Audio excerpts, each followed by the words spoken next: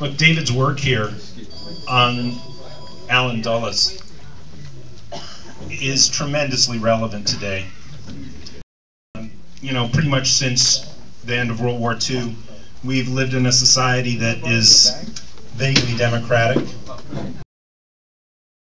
You know, there are these elections, and even when those are run in the more rather than less democratic variations of the history of the past 70 years in the United States, there's this huge segment of the American government that really never stands for election, and to a great extent that's the work of the Dulleses and the people that are documented in this book. David Talbot is really someone who, you know, was a trailblazer in terms of 21st century media. At the end of the 20th century, he founded a site, salon.com, that is still with us, and still produces a lot of good work. Has a heck of a lot of clickbait these days, but other than that, still... Don't blame me. Yeah, not David's fault. David hasn't been with Salon for a while. But again, obviously somebody who understood where media was headed. And this book is, again, hit the bestsellers list. It's The Devil's Chessboard, Allen Dulles, The CIA and the Rise of America's Secret Government. David's had a number of best-selling books over the past few decades, largely on American history.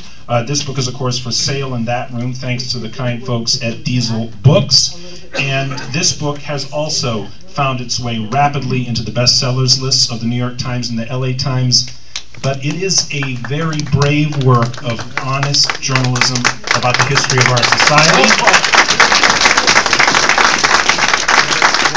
And it has made it into the bestsellers list because there is a voracious appetite among the American people for not only the truth about our society, but to actually live in a democratic society. This is the kind of work that aids in our fulfillment of that desire.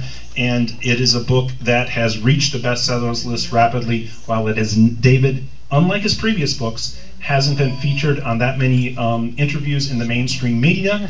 Pacifica, of course, he's been on quite a bit, and we are very proud as the KPFK station, which is the Pacifica station in Southern California, to invite and welcome David. Wow.